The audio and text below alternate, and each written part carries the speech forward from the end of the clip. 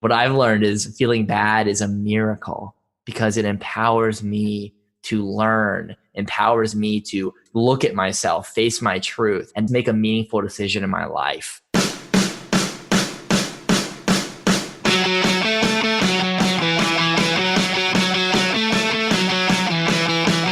Welcome to Self-Made and Sober. I'm your host, Andrew Lassise, and in this show, I'm going to be interviewing entrepreneurs and other people who are not only crushing it in business, but they have also struggled with addiction in the past and are currently in long-term sobriety. And be sure to subscribe if you like what you're hearing so that you can get notified each time we put out a new episode. With me today is serial entrepreneur Thomas Waterman, aka Yoda. He is the founder of Purpose Pioneers, where he empowers entrepreneurs to follow their purpose and to actually make money doing things that they love.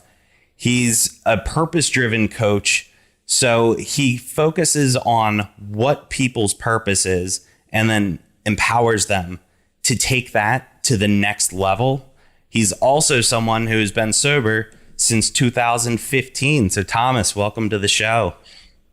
Thank you, Andrew. And I love what you do, man. This message matters. People need to see that there's a lot of light going on in the darkness. So thank you for doing what you do. Yeah, absolutely. It's funny. The whole purpose part of what you do, that was the origins of this show. Was I wanted it to just expand on my business coaching side, but then it was like, well, how do we niche down?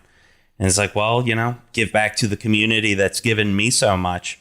So why don't you walk us through what your drinking history looked like and what kind of led to your quote unquote downfall? I'd love to. And it's because I've done a lot of the work to open up and feel really excited about sharing. So it started in 10th grade in high school. That's where the magic began. And it's where I shifted from focused on school. I'm going to be an astronaut. I'm going to be the first man on Mars. That's my priority. And then it shifted to I want to make out with girls and I want to be atop of the social structure. I want to have epic moments. I discovered that part of me. And there's nothing wrong with that part of me, but I opened up to that side of things. So in high school, every weekend, it was parties, it was social life, it was beach, it was margaritas, it was all of those things at 16, 17, 18 years old. And I got to college, joined a fraternity, one of the fraternities that was top at the University of Central Florida. I'm a Sigma Chi. And the party continued, and it really was an excess. I mean, we were going out and drinking in excess a lot, about 5 to 6, sometimes 7 nights a week. And it was interesting because it was just a part of the culture. It was how we did things. It was how we operated. It was how we lived. I still managed to get 4.0 in high school, 3.0 in college. I was an SGA senator. I was in leadership in my fraternity, all that stuff. Meanwhile, seriously abusing alcohol, waking up hungover every day, probably still with some kind of alcohol content in my blood every single day, and managing to function at a high level and be a leader in the community. So on the surface, it didn't look like you had a problem because you were still functioning? Yeah, it didn't seem that way considering the culture I was in, considering the Greek life world. That was the lubricant of how the whole society functioned in that world. And I always said it was pretty much a reality show in a lot of ways. It didn't seem very real.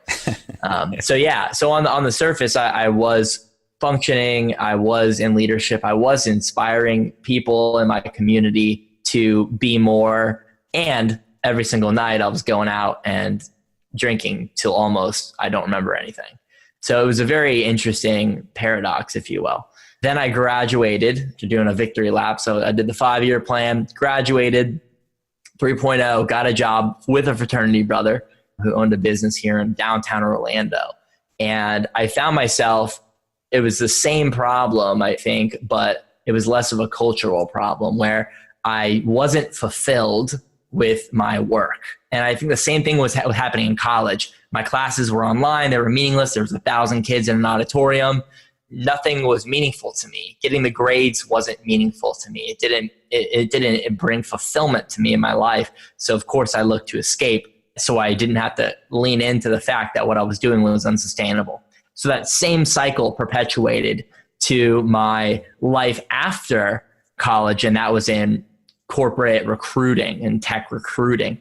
And I found myself in the same spot where I was unfulfilled in my daily work. So I wanted to find a way to continue to escape an unsustainable cycle.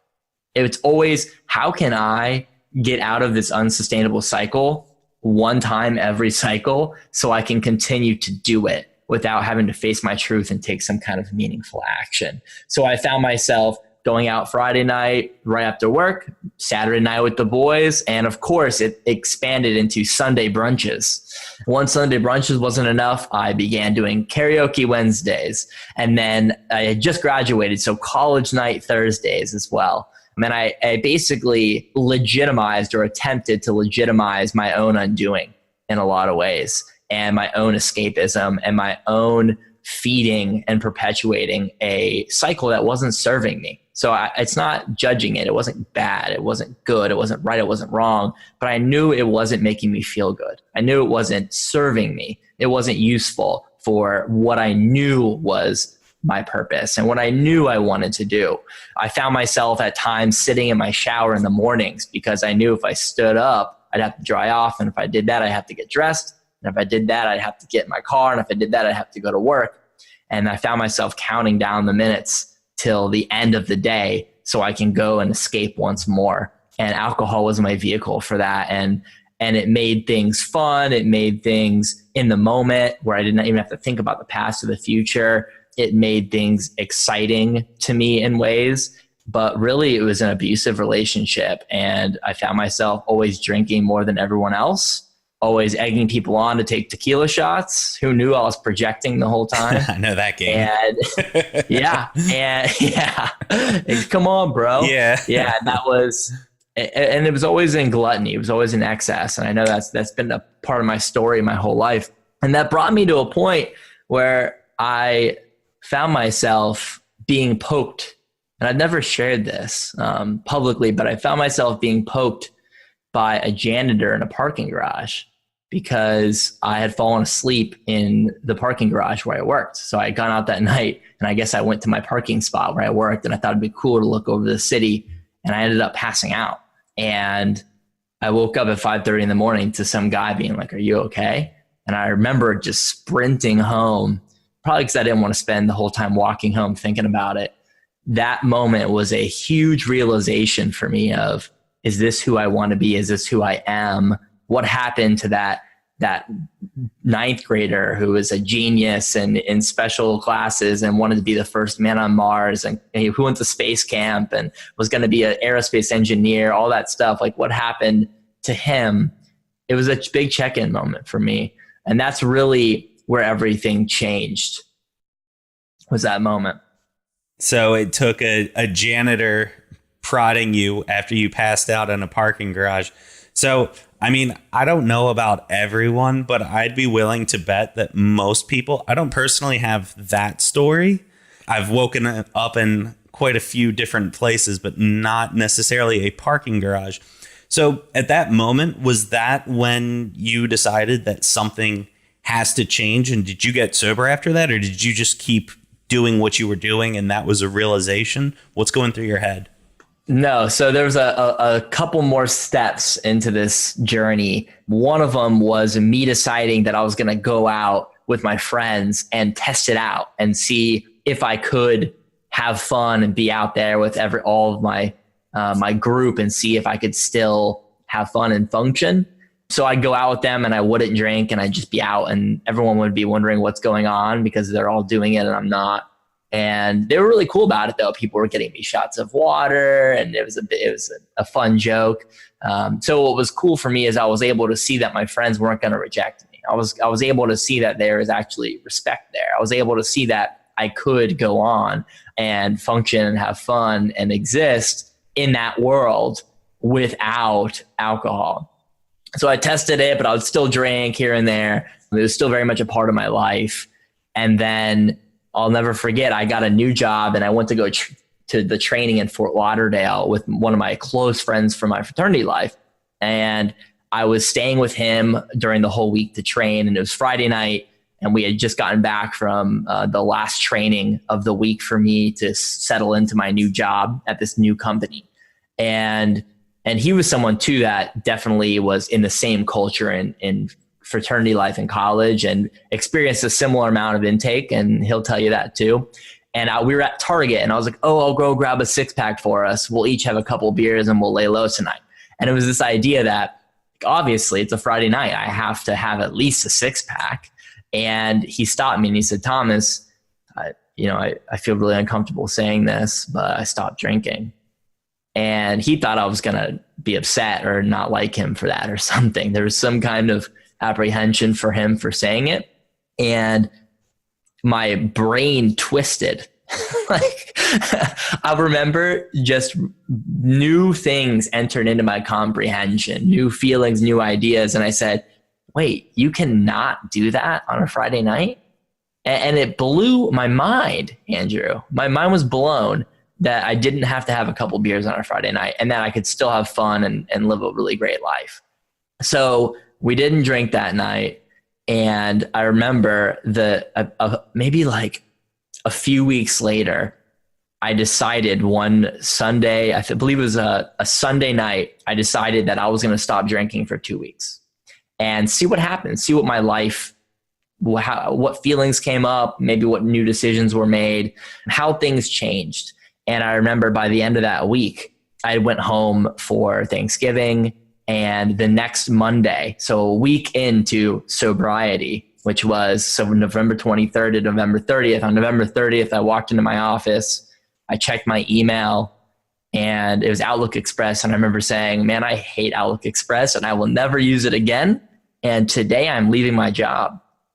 And it was that clarity I got in just a total week of me facing my truth, me looking at myself, building a relationship with myself, leaning into myself. In that week, I had so much clarity that I knew I had to quit my job, and I knew I had to pursue my purpose, and I knew I had to be an entrepreneur.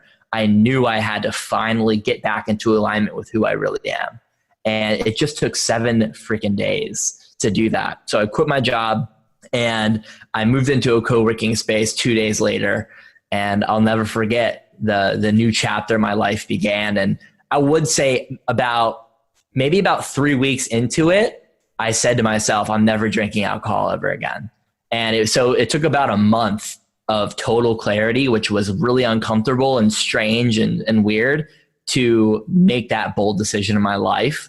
And yes, there were so many times when I was like, that'd be fun, that'd be exciting, that'd be a little naughty to do it. And I'm so glad I didn't do it, because I keep inviting myself with every day of not drinking. I keep inviting myself back into a relationship with me, back into an alignment with my higher self, back into my purpose and where I find most meaning in my life. And that's what I always say. I just keep getting forced back into my truth. And it's a little murky at times, but it's always a meaningful journey. So because you've put together a fair amount of time at this point, even, a couple weeks, couple months, was it just the keeping the streak going? Was that kind of the beginning part of it? Or was it just you found your purpose and you kept dialing back into your purpose over and over, and consciously just being aware that alcohol was not serving you? You were a servant to it. Is that what was going through your head at that time? I think it was both and I appreciate you exploring the mindset of all of this, because it's so important.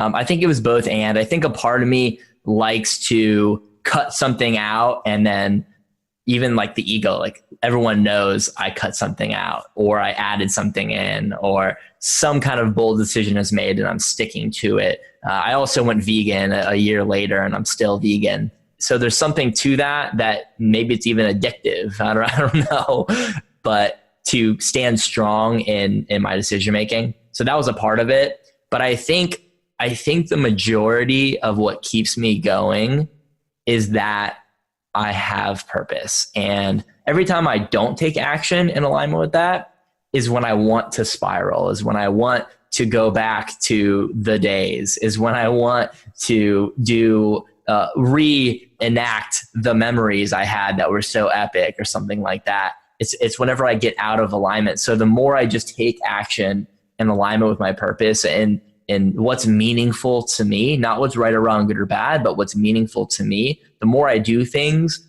that further that and connect with people who are in line with that, the less of a craving there is, or the less there is even, it's not even in my realm anymore. It's not even a part of my reality anymore, because I've decided what serves me instead of what takes from me. And I decided to step into that. And then the more I do, the less I even think about anything else. My life has radically changed. My friends have radically changed. Yes, I still have my boys from back in the day. We don't spend as much time together though. And a big part of it is because of my path. And a lot of them have stepped into a similar path in their life, which is exciting.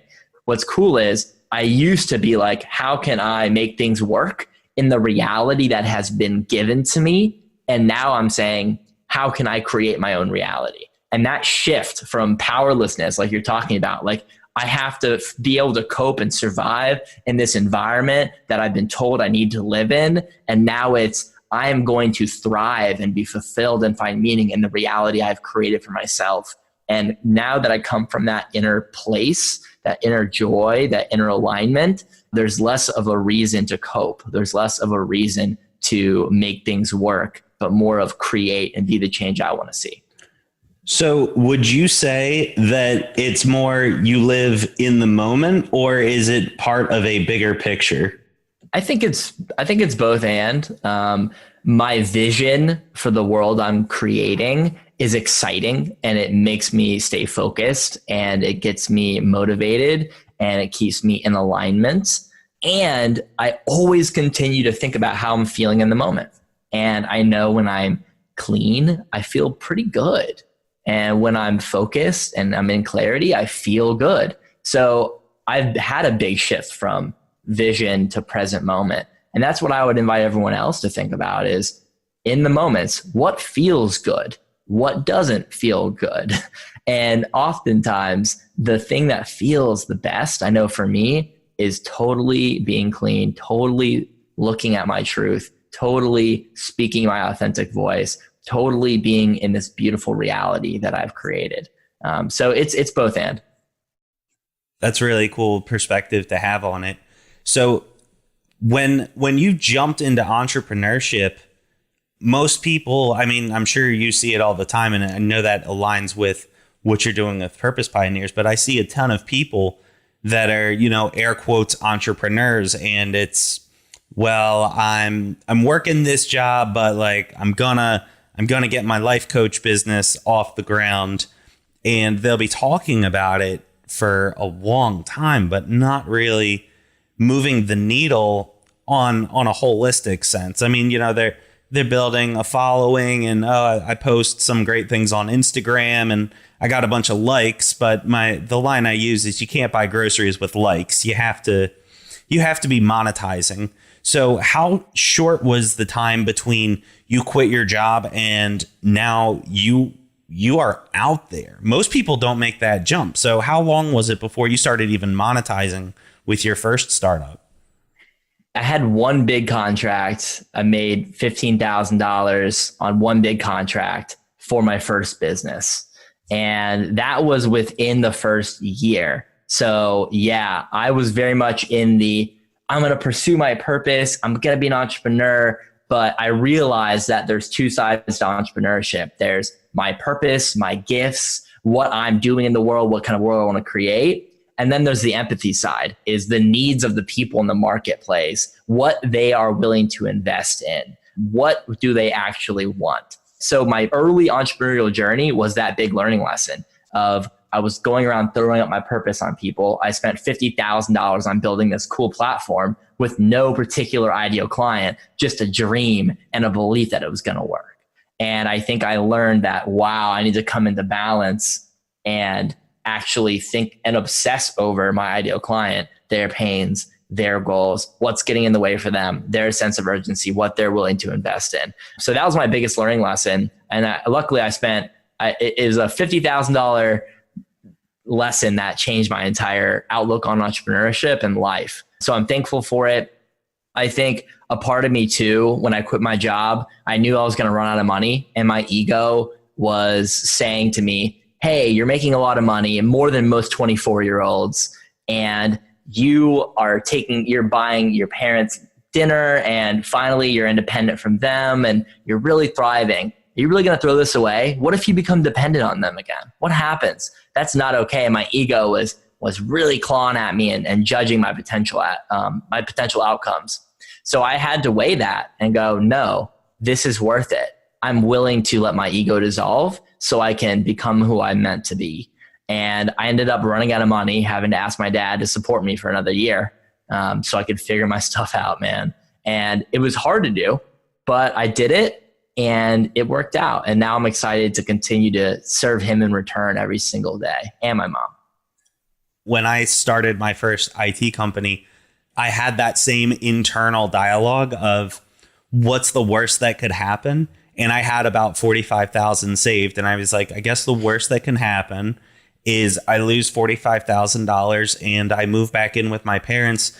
I did it for 20 some years. Like, it wasn't the worst. It's a hit to my ego. But what if it just mediocre works? What if I can just pay the bills? And just that thought alone was why my first year, when I did 36,000 in sales in my first year, I was like, you know what? I paid my bills this year with this company. That's cool. The next year, when we did almost 2 million in sales, that's when my life kind of drastically changed and I took everything to a whole other level. But that first year, that mindset of, you know, the worst thing that can happen if I make this leap is I moved back in with my parents, and I was fortunate enough to still have their support. I was a year sober at the time, and I was like, you know what? Like, it's never the right time to make the jump, because I hear that a lot from people that I do coaching with, and they're like, but I can't quit my job because I've got a family. And it's like, well, if you were making $10 million a year in your own business, do you think your family would be upset that you quit your job at CVS? It's difficult, though, because you're going into the unknown. You're giving up any sort of stability, even if you hate it. Humans love the stability and the fear of the unknown. And most people would rather play small and know what happens versus jump into the unknown, because there's no way, I'm willing to bet now, years later, there's no way that you knew 4 years ago what you know now about entrepreneurship and growth. Even take away the $50,000 learning lesson. Would you say you've grown even the last 6 months? Exponentially, infinitely, like to infinity and beyond, Buzz Lightyear style. Like Buzz Lightyear style entrepreneurship. It's incredible, the growth that happens every month. And it's because I'm willing to continue to go out and jump off the ledge and see how to build these damn wings on the way down. That's what it's been about. And I want to speak to one of your points is talking about fear of the unknown. And I always ask the question, what's more scary? And I asked myself this question, right when I quit my job, what's more scary? Is it being stable and living this way? Or is it being unstable and living in a more meaningful, aligned way? Like, what's more scary? Is it working for someone else, or is it being on the edge but doing what I love every single day? And for me, it was a no-brainer. It's more terrifying to me to imagine myself 20 years doing what I was doing compared to wondering if I'm going to be able to pay my bills every month. And that's the thing. And neither one is right or wrong. It just depends on what you want. What is more fulfilling and meaningful? So for me, it was becoming an entrepreneur, risking it all, learning as much as I can, figuring it out as I go. That's the life I wanted to live. That's not what everyone is meant to do or wants to do. So it's always the question, what's more scary? I love that perspective. And I love how you kind of hint at some rumblings of Untethered Soul and other Mickey Singer books about it's neither. Oh, you know about Mickey? I am a huge fan of Mickey. And the idea of there's a right versus wrong, but it's all in context. And what I've come to boil down a lot of things in my life is, and this came directly from the surrender experiment and the idea that things aren't good or bad. It's just my preference or not my preference. 2014, when the startup that I was at and I had helped create, they went out of business February 2014.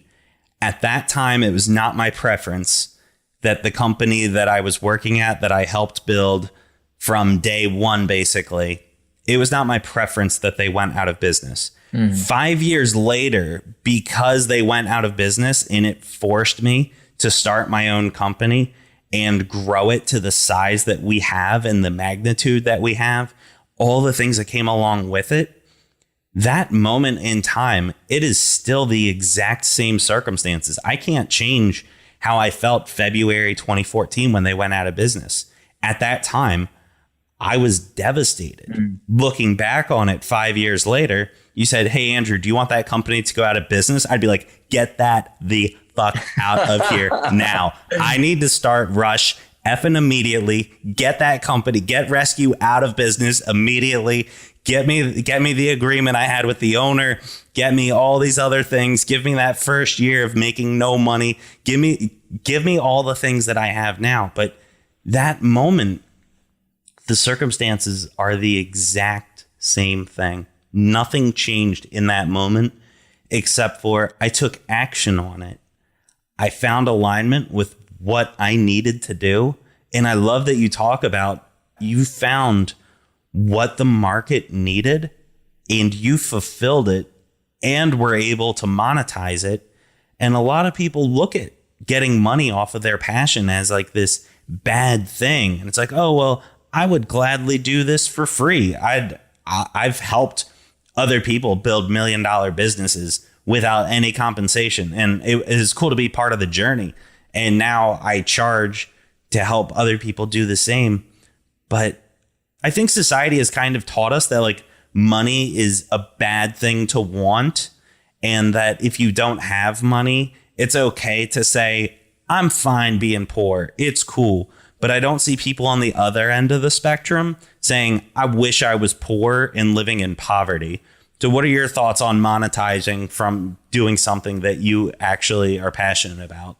Yeah, my first thought, and thanks for bringing this into awareness so we can unpack it a little bit. My first thought is that I believe business is a beautiful exchange. It is the Tao, if you will. It is a beautiful dance of two people getting to say I love you to each other.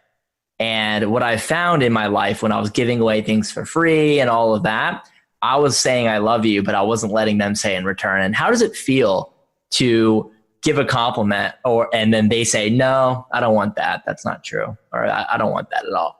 It doesn't feel very good not to be able to love others in return. And that creates imbalance in the force, if you will. So I find that business is the ultimate balancing of powerful, positive energy in the world. I really look at it also as a way for sustainable, scalable impact. So my first business was empowering nonprofits to essentially create amazing marketing campaigns for their donations. That was really what it was all about. And my other revelation was, wow, nonprofit sector is not the place to create scalable positive impact in the world. Business is. So business is a vehicle that empowers me to make revenue so I can sustainably impact those I serve. I can sustainably share my gift with the world. I can sustainably further my purpose.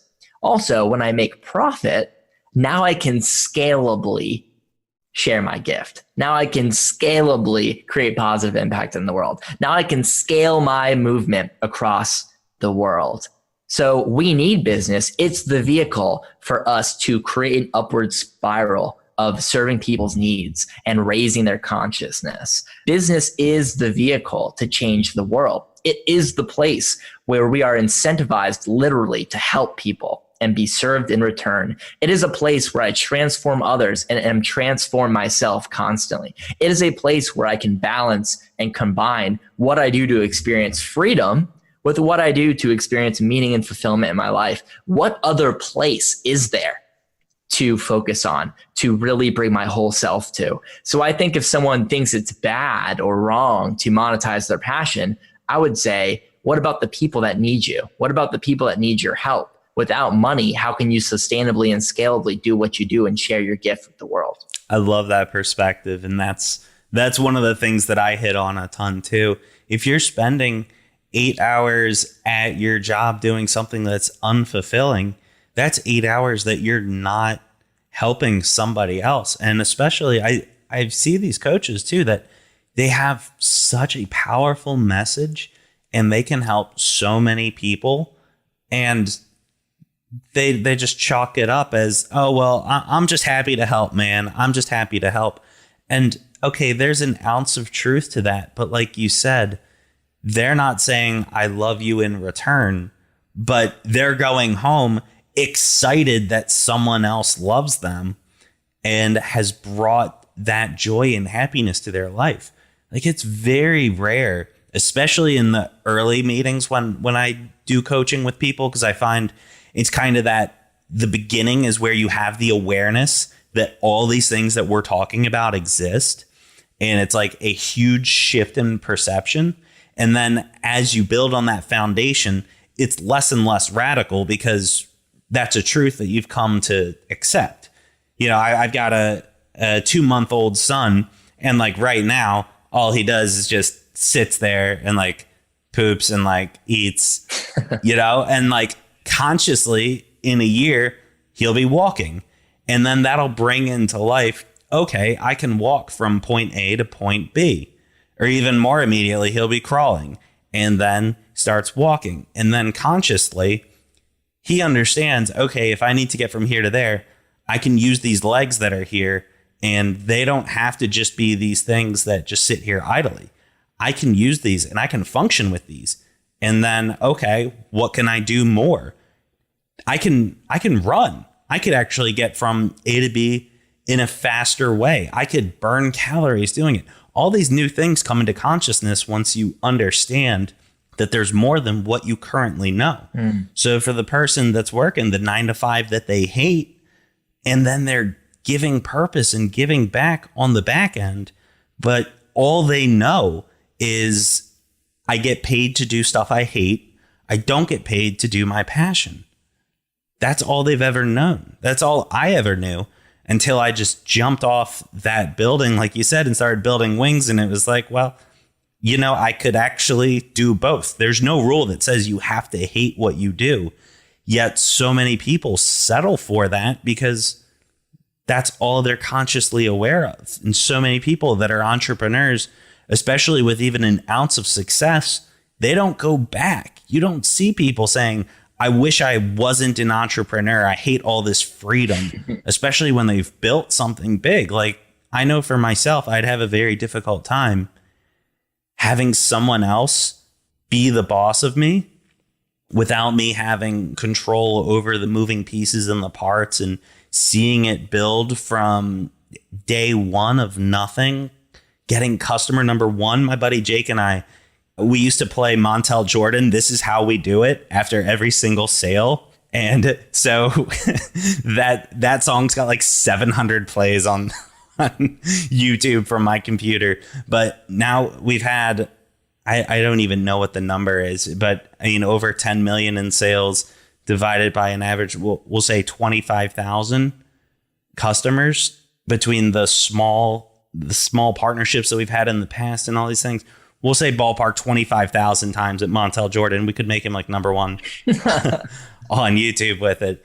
But those rumblings and experiencing that and the highs that come from, I built something and now I'm monetizing it.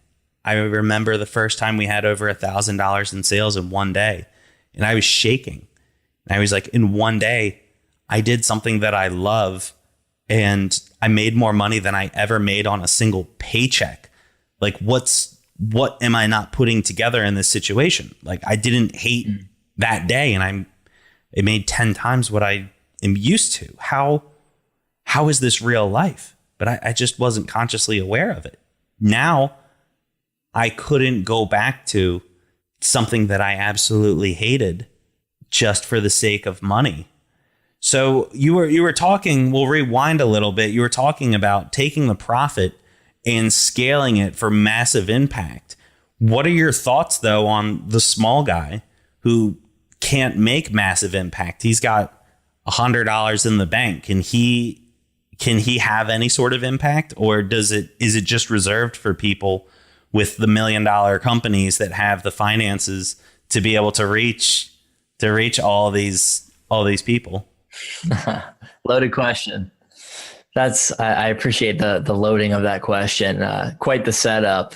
So thank you, Andrew. And I would say that is why we define purpose as how I transform myself, my peers, and or society in a way that gives me meaning and fulfillment. Because I think too often we think about, impact and transformation has to be millions of people or hundreds and thousands or billions, any of that kind of stuff. The truth is it's not about how many, it's about how deep you go with each person. And the same goes for business. It's not about how many people I'm changing the lives of. It's, am I changing the lives of people in a way that I love? And are they getting to say I love you in return and paying me money so I can have freedom and I can continue to serve and share my gift? So I would say there is no little guy, there is no big guy. There is meaningful interactions and transformations between one person and another person. And it's really just that simple. So the small person, they're able to have a positive impact in someone else's life, even if it's just a one-on-one. You don't have to disrupt the taxi industry and be Uber and change the world by having convenience in a smartphone with angel investors. You can just not be a dick to like the bus driver. That's pretty much it. Oh my gosh. So that's the thing. And thank you for saying that, because I always talk about what type of life do I want to live? And it's not what app can I create that's going to disrupt an industry, is how do I feel and how do I make other people feel? Life's really an inside game. So I always talk about going to Chipotle, and I'm homies with all of my Chipotle people at this particular store, and I get to brighten their day. They brighten my day. They give me free guac. I give them free smiles, and I do pay them. I do pay them what they're worth, and they do serve me some great bowls in return. But that's just the truth. And I think I always ask myself, is not what society is telling me I need to do, is what type of life do I want to live? And then we can condense that to what type of moments do I want to have? And then we can condense that to what type of feelings do I want to feel? And I've really been able to liberate my life in a lot of ways, just getting back to how do I want to feel in my moments and letting go of every fucking thing else. And I know you said I could have a little profanity here, but you said to keep it at a minimum.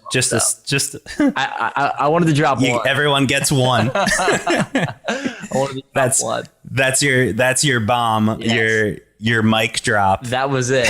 And I realized that's what life's about. So if I can create a business where I can speak my authentic truth, where I can serve those I want to, where I can feel how I want to feel, I can create boundaries around relationships, and I can really connect with those I love and serve them.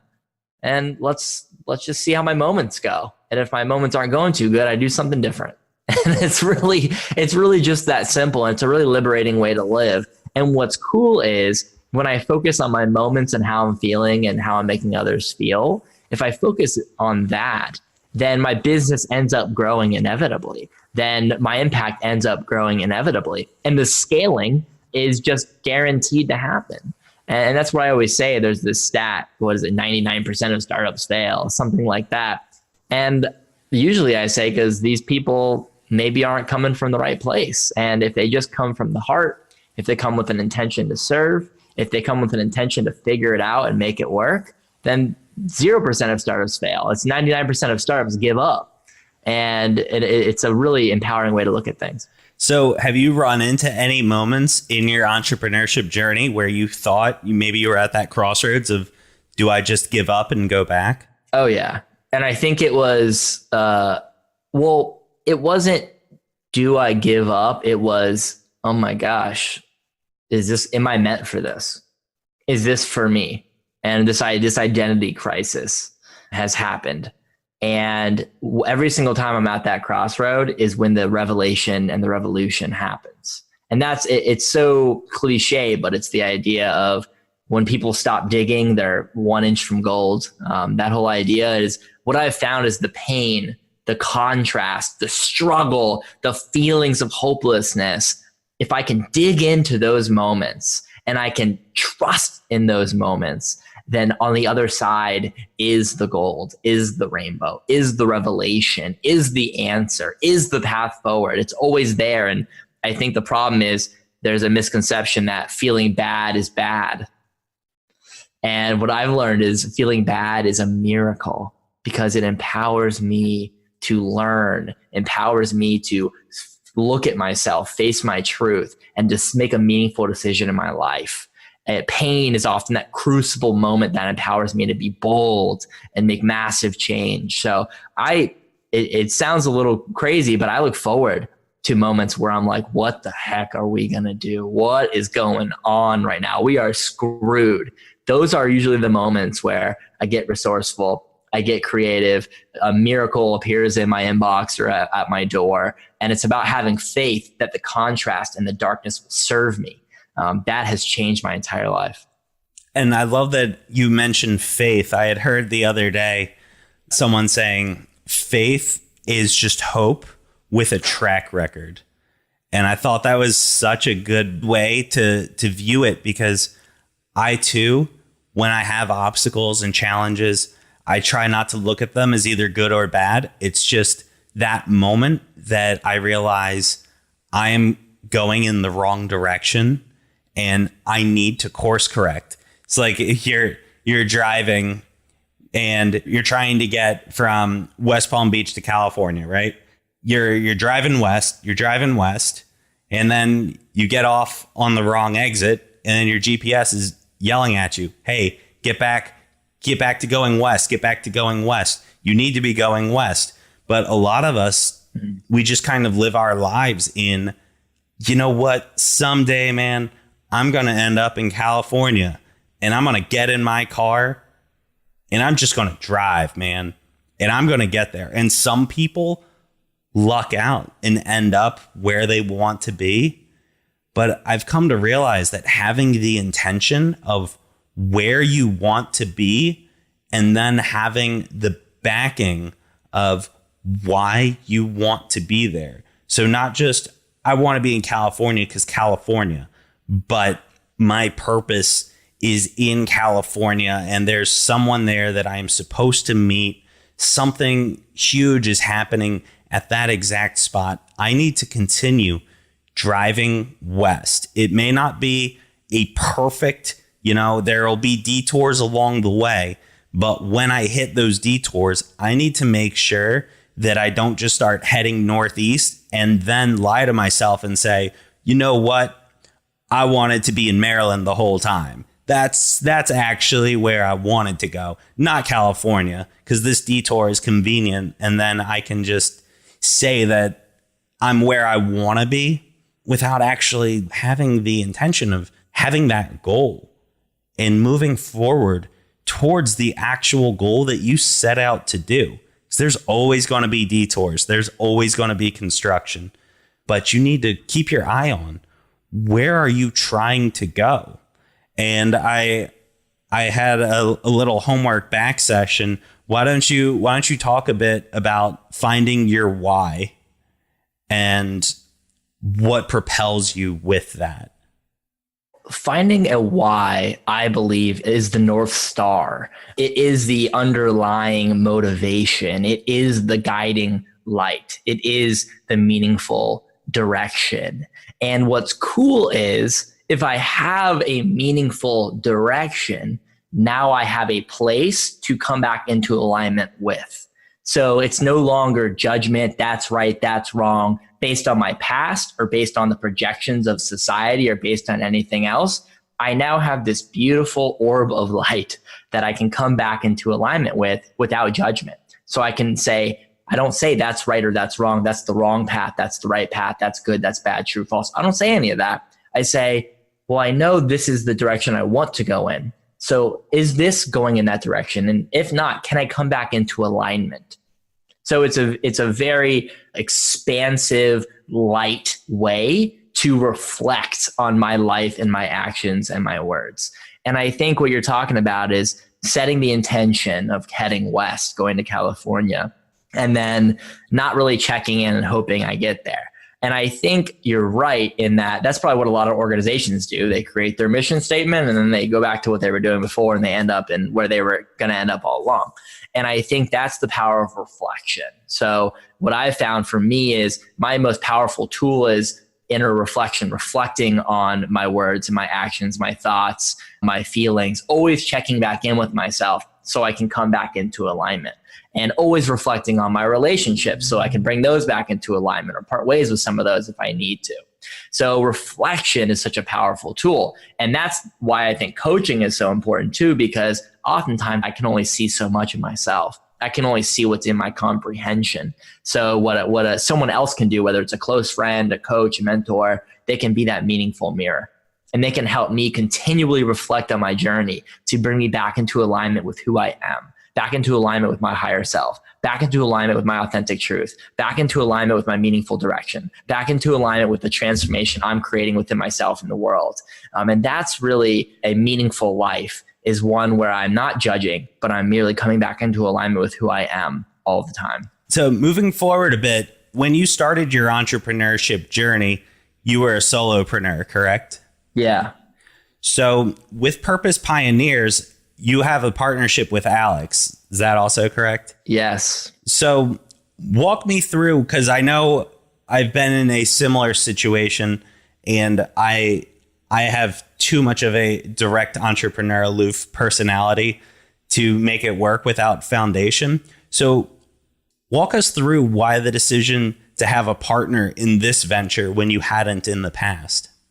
So her and I were both in an accelerator program in Orlando at a co-working space called Starter Studio. And immediately we became super close, had hours and hours of conversation on the daily, talking about purpose and business and values and life and self-growth and spirituality and everything. And we kept coming back to the same conversation, hours and hours and hours. We kept coming back to the same conversation that purpose matters and business is a vehicle to further purpose.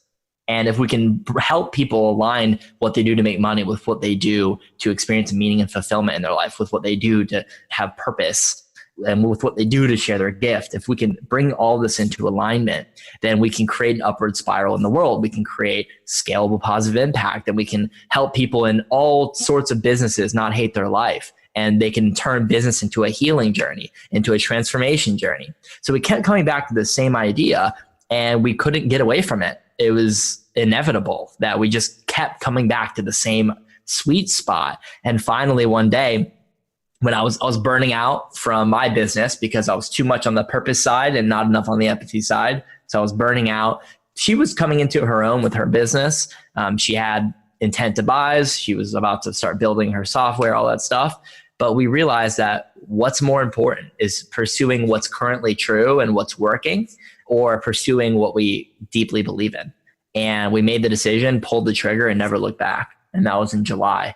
And the question is, how do we function as a partnership? We get asked that a lot. How does that work? You're very, very autonomous. You're both independent. You're both powerful people with conviction and all this kind of stuff. How do you guys ever make decisions? How do you ever communicate effectively? And the truth is, we had to build a foundation of purpose and values. So we had to get clear on the purpose of our organization, and we had to get clear on the values of our organization. And when I say values, I mean the instruction manual of how we're going to show up, make decisions, and treat each other. So now whenever we communicate, we're not letting our triggers from the past dictate how we show up, how we make decisions, how we treat each other. We're not letting expectations of others impact how we make decisions, how we show up, how we treat each other. We are literally using our values and purpose as guidelines to build a relationship, a working relationship, to make meaningful decisions that are in alignment. And that really was the foundation that changed everything. Plus, we both took this intensive, she took it and taught me everything pretty much, this 5-day intensive communication workshop where she learned that most of what we put out into the world is inner projections and fears. So we're constantly holding space for each other and inviting each other to say what's coming up, what feelings are coming up, why is there a fear coming up? We hold space for each other and heal through it together. And that's really, we do that all the time. If things start getting tense and weird, we'll be like, okay, feelings are coming up, let's talk about it. And that's really been the game changer to sustain the connection and empower us to keep moving forward together. So basically what you guys created was, here is how we are going to solve problems. And you figured it out while you guys were just clear-headed and, hey, you know what? This is how we should solve problems in the future, so that when inevitable problems come, you're not reacting to the situation. You're just looking at, how did we decide that we are going to handle this situation? Well, run it through the values checklist. Always. That's so profound. And that's not just something that people should use in growing a scalable business, but just in your life. That can be with your family relationships. When you have clarity on, these are my goals, this is how I want to handle situations. And that's why I feel affirmations are so powerful, because you are setting with a clear mind, here is how I handle the day. And I was doing this with one of my clients, and he makes very, very good income, but he hasn't had as much time for his family as he wants. And so one of the affirmations that we had him going through is that my scoreboard is not how much money I make. My scoreboard is how many hours I spend with my family. And when that is his intention, and he is putting that into the universe, into his subconscious, you keep hitting that. When you say it consciously, it eventually will seep into the subconscious. And that's where most of our decisions are made. Oh, yeah. It's just the automatic brain function of the subconscious. So if you have been saying all day long, I am going to leave work at 4 o'clock instead of 5 so I can spend an extra hour with my family. I'm going to leave at 4 o'clock instead of 5 so I can spend an extra hour with my family. And then something comes up at 3:55 and it's like, I got to stay an extra 20 minutes. And it's like, no, I've been saying all day, I leave at 4 o'clock instead of 5 so I can spend an extra hour with my family, because you have clarity that that's what you're moving towards. And a lot of people, when they're starting their business, they don't have any goal in sight. It's fun. You start it up and it's, we got 17 likes on this post. We're getting traction in this movement in our group. And, I got an email from someone, and some people, if they're not clear on what actually matters, and for most businesses, take impact away, but just having some sort of income is really important if you're going to dedicate 8 hours plus per day to something that's in line with your purpose, so you can reach more people, so you can help more people. Most people focus on all of the fun stuff.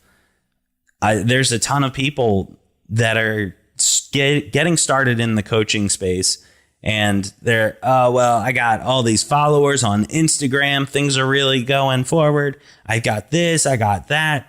And okay, what were your profits last month? I didn't make any money, but I've got so much, and it's just spinning wheels. So when you've established, though, I need to be making X dollars so that I can move the needle forward, so I can help more people, all that other stuff can still happen. But you can't just take your eye off of the things that are important in order for the company as a whole to grow. And that's so great. You guys have laid out the framework for, this is what's important for us. So walk me through what the process looks like when you guys take on a new client to help them find their purpose and move forward in their business.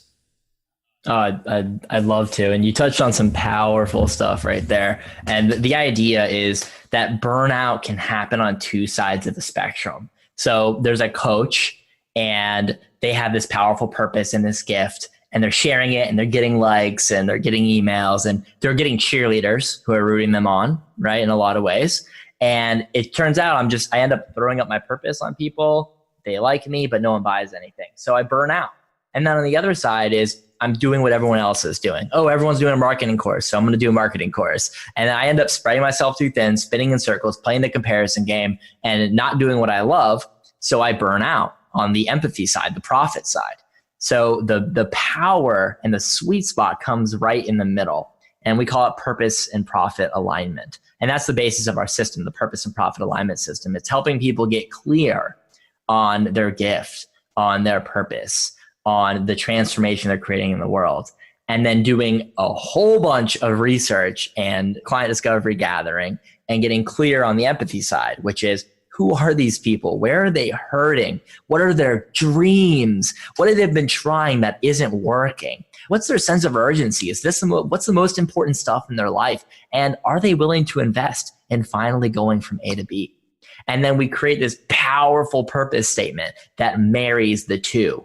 How can I transform others in a way they want to be transformed, in a way they'll pay, and in a way that is me furthering my gift, furthering my purpose, and doing something that's meaningful to me? So that's at the core of everything we do, is helping marry the two, marry purpose and profit, marry meaning and money, marry impact and income, and using that tool, that statement, to then guide how what is my offering? What program do I create? What is my plan? My 5-year plan, 1-year plan, 1-month plan? What is my community going to look like? What are the boundaries for that community? Who are the people I want to invite into that community? And what do they need? That statement guides their marketing. What do I say that inspires people to say yes, that gets their little ears to perk up and go, wow, you're speaking to my soul. You're speaking to my problems and my promised land better than I've ever been able to. I trust you and I value you that you have the answer. So that's at the core of everything we do, is creating that powerful sweet spot for them, to where now they know what they say will not only be meaningful and come from the heart, but it'll inspire people to say yes. They know what they sell will not only be something that they enjoy doing, but it's something that people actually will invest in. They know that everything they do, think, create, everything is going to be moving in that direction where they can have confidence and certainty that their business will work, and that they'll feel super joyous and expansive the entire time. That's so cool. And I've seen it so often that people, they just kind of jump in, and maybe even they have like one client, or they go the beta client route, and hey, I'm going to do it for free if you give me a testimonial, maybe an introduction to someone who will be a paying client. There's a billion ways to go about it. But most of the time when I speak with aspiring entrepreneurs who are just in the beginning of their journey, and you ask questions like, who's your client avatar? Who's your ideal client? Well, just everybody is my ideal client, man. This works for everyone. And market to everyone, sell to no one. Yeah, exactly. And I've seen people also on the other side of it be successful in their own sphere, and that is what they say. Like I have a friend, and he does great work. And this will be a plug if you're in South Florida. Elliot Weiss on the Run. They do mobile oil change. His target demographic, he says it's everybody, because everybody that drives a car. But in my mind, he is something that's saving time for the busy entrepreneur, for the business owner who has a fleet of cars. And he's come to this discovery. I had met him when he was very, very early in the journey, and he's gotten a lot of clarity since then. But early on, my ideal client, everyone with a car. But that's not necessarily the case. I get free oil changes from Honda, and I pay for them to come out so that I don't have to spend an hour, 2 hours of my day at the dealership doing nothing, waiting for my free oil change to save $50, $60 when I could be doing something more productive. I could be with a coaching client who's paying hundreds, thousands of dollars, I could be spending my time doing that, making more money and not wasting my time with the oil change, being more productive. So having an idea, though, that that's who you want to market to. It's not the person who, go back to a cashier, minimum wage job, person who's sharing a car between 4 people in the family. That's not who it's for. They do have a car, but money is a scarce thing, and this is a luxury. But you can also tie it into it's a business expense so that you can buy more time.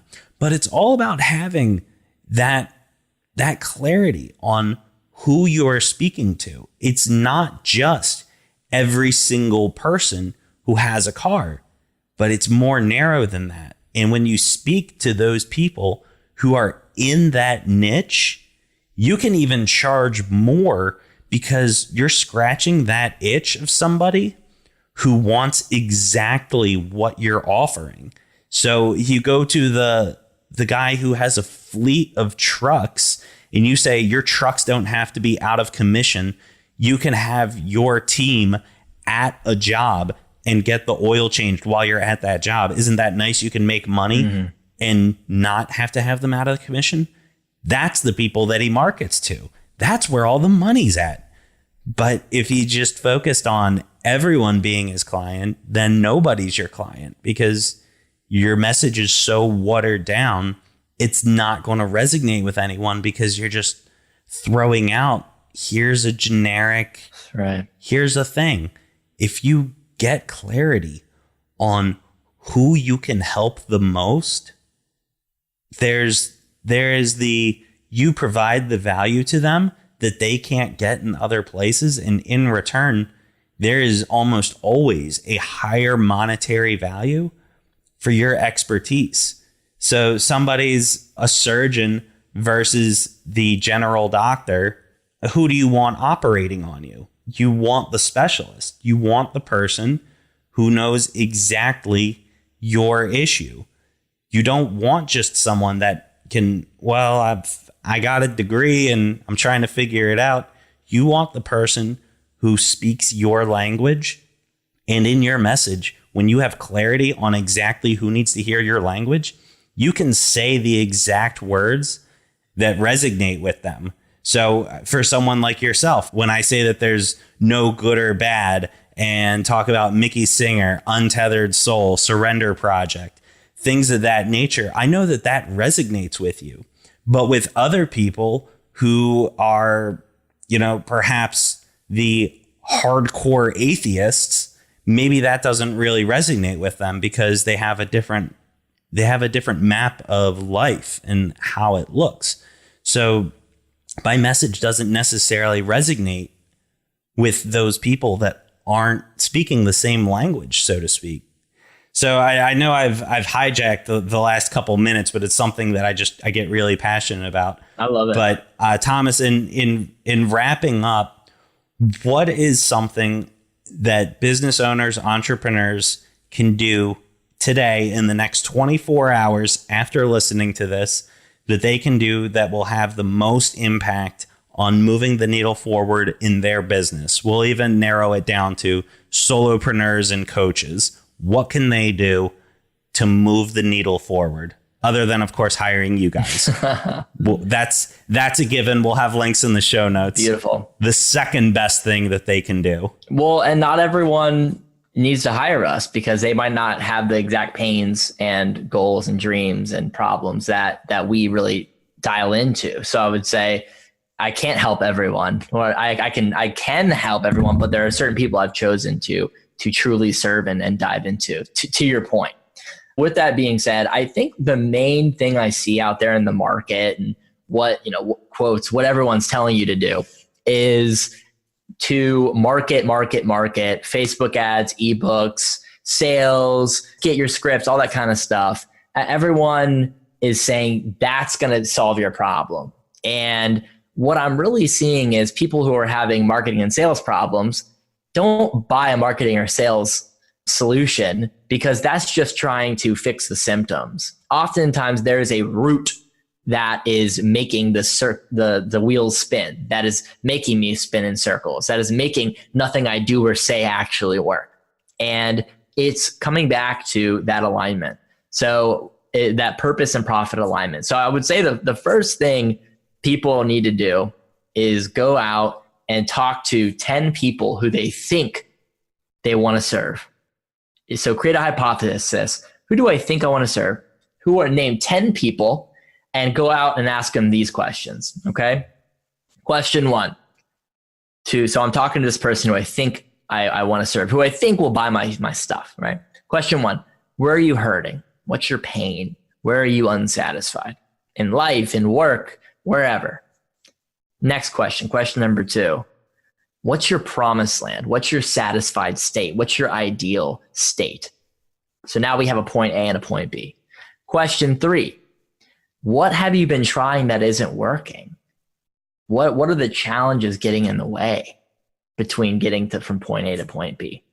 Because now they've identified that they're in a place they don't like. Now we've identified that they have this place they want to get to. We've identified with question 3, hey, you've done some stuff and it ain't working and things are getting in the way. You might need some help. So that's important stuff for me to know. So I know what to create. I know what to say. I know what to do.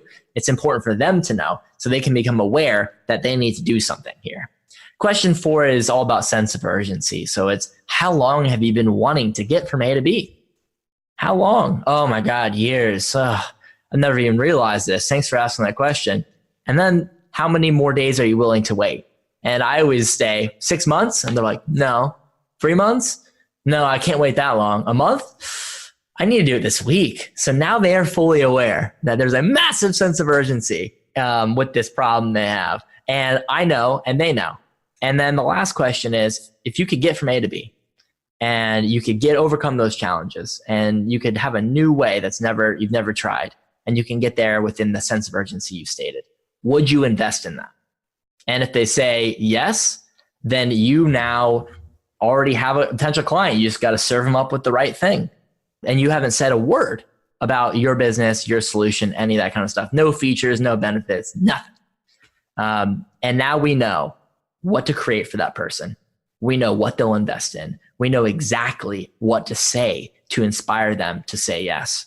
That's what I would say. Go talk to 10 people, do your research, and see if people don't align too. That's the thing about this process. It's just as important to see who you don't want to serve, who won't pay, who doesn't have the pains that you're looking to solve. We need to eliminate as many people as possible. It's like a sculpture. We're chipping away at the beautiful ideal client. Eliminate as many people who don't want your stuff as possible, and get clear on those people who will do anything to get from their pain to their promised land. And when we have those people, then we can create from that place. That is so I'm literally listening to this and I'm just like, okay, I'm going to get in touch with everybody in my mastermind group. I am going to copy paste this. That is one of the biggest, hugest things. Yeah. I think that's possibly just in general on the whole internet, probably the most important thing that's ever been said for growing a business and finding your ideal customers. I love that analogy. Changed my life. Chip away at the block to have the art that's underneath. I absolutely love that analogy. And Thomas, how can people find you online? Where can they find you? Social, your groups, let them know where they can find you to learn more. So Facebook is where I hang out. So if I'm your ideal client, advertise to me there. That's my whole business on Facebook. We have our free Facebook group. It's called the Purpose Sphere. So purpose with no E and then PHERE, the Purpose Sphere. In parentheses, coaches turning purpose to profit. That's where we hang out. That's home for any coach who's on the front lines of transformation in this world, who's using business as a force for good, who's taking people on inner transformational journeys, who's raising the consciousness of humanity. If you want to walk shoulder to shoulder with people just like you, then join us there. And then also add me on Facebook, Thomas Waterman, just search, or it's facebook.com, I think, /Tom Waterman. So yeah, I hang out on Facebook. So we can hang out there. Awesome. Well, Thomas, thank you so much for being on Self-Made and Sober. Everybody, check out the Purpose Pioneers. They're doing great things in the world. And I really appreciate you being on the show and providing value to all the listeners, Thomas. Yeah, and thank you for sharing your platform. I'm happy to now call you a friend, Andrew, and everyone who's listening. Alcohol is a part of the path. The contrast and the darkness, it's all a part of the journey. It's not wrong. It's not bad. It's a part of it. And oftentimes our greatest purpose and our greatest transformations, they come from the wisdom we learn and the experiences we have in that place. So soak it in and join us on the other side. Awesome. Thanks so much, Thomas. Hey, this is Andrew, and I just wanted to thank you so much for listening to Self-Made and Sober. As you know, I'm a business coach, and if you're interested in taking your business to the next level, go to lassisecoaching.com/30. That's LASSISE coaching.com/30 and sign up for a free 30-minute business coaching session. I've helped tons of entrepreneurs grow their businesses from pure chaos to 6, 7, and even 8-figure operations. Heck, I even 48x'd my own company from year 1 to year 2, and I know I can do the same for you because I've been there and I want to help. So that's lassisecoaching.com/30. And again, thank you so much for listening to Self-Made and Sober.